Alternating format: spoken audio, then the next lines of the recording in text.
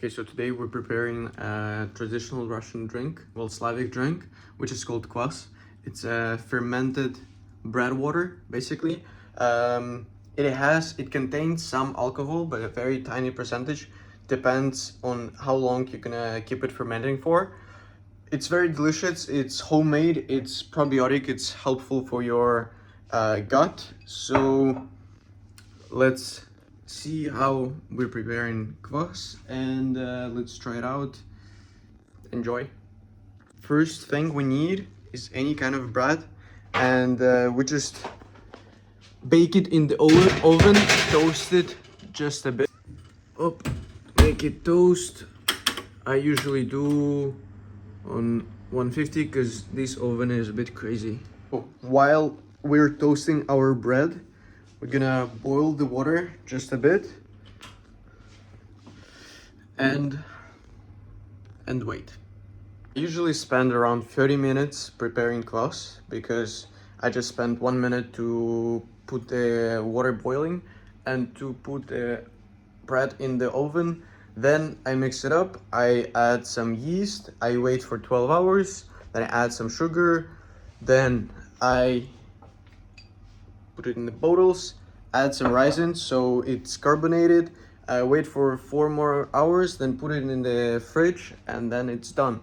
But out of the manual work which you actually have to do, it's maximum, I don't know, 20 minutes.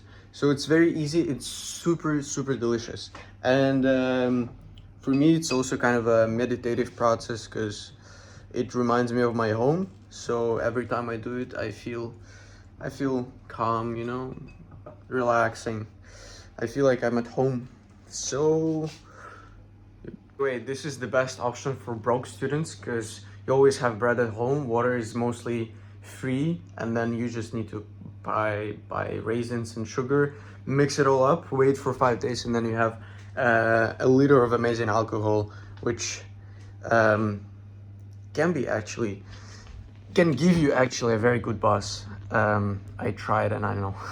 So what's so good about this is that every time you make kvass, you actually save the bread, which was fermenting for 2 days, and then you can use it for the next batch. So it's literally zero waste. You don't waste the bread, which you wouldn't eat, because I always use the bread which is already too hard to eat. I toast it just a bit, and then I throw it in the boiling water. So zero waste option to make an alcohol at home.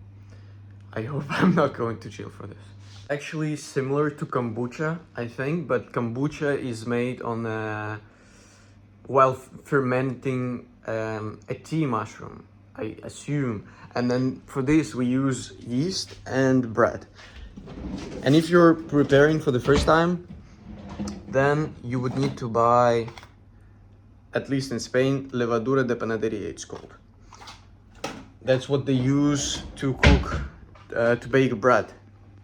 Well, we use it to do a fermented bread water, which is called kvass. It smells like the bread is burned, then the bread is ready to be turned around.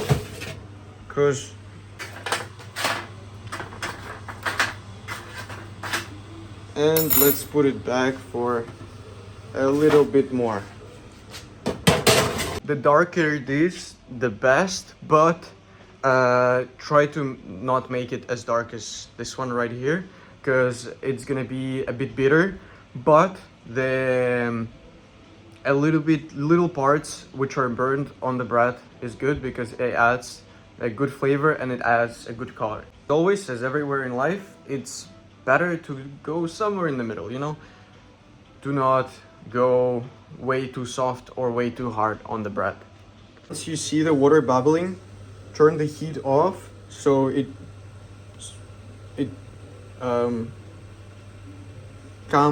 cools down a bit. So it cools down a bit. Because we don't want to throw our bread straight into the boiling water. It should be around 80 degrees Celsius.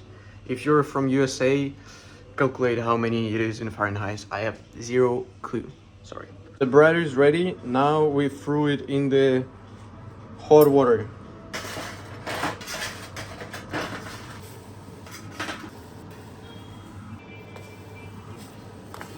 You can already see the color of the water changing. So now we just need to cover it with a towel. Ouch. Oh shit. And wait 2-3 hours to let it cool down to the room temperature, around 30 degrees Celsius, and then we're gonna add our yeast, or in my case it would be a bread which I got from the previous batch. That one I did with the lemon, if you can see, which was a good idea. It was very tasty. Maybe next time I'll show you how to do it with the lemon. And in 2 hours I will see you. So now we would need 100 grams of sugar. I would recommend you to start with this number, and then if you feel like it's too sweet or too bitter, then you can adjust it in next batches. You can see that the water is already dark. That's the color we should have. Okay, so now it's around 30 degrees Celsius, and we're gonna add our nasty thing. I know it doesn't look yummy, but again, as I said, you can add the yeast. Just 5-10 grams for 3 liters would be okay. I'm gonna be adding this just because I want to try.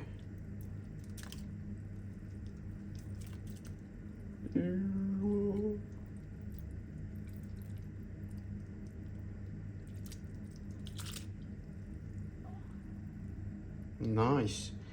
Okay, now we leave it like this, covered with a towel, leave it for 12 hours, and then our kvass is almost done. Okay, so it's next morning. It's been 12 to 13 hours, and see that all this nasty stuff is up here, and we can see small bubbles, so it's carbonated. It means that we can get rid of all this nasty stuff and start preparing the kvass. I have these bottles right here, and let's get going. Okay, so our kvass is in the bowl. Now we're gonna pour it in the bottles. Okay, here we go. Now we just need to add some raisins, like 5 would be okay.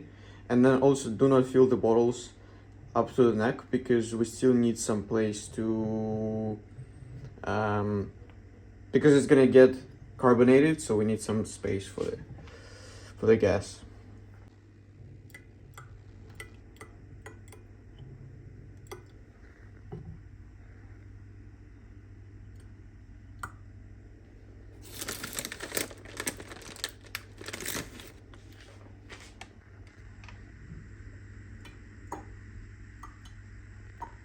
So now we just close it like this and wait 3-4 hours so it gets carbonated. We can see that the raisins are floating up there.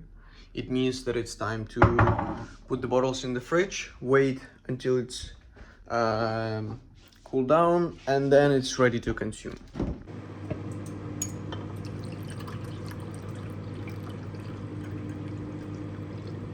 When it's cooled down, we can enjoy our drinks.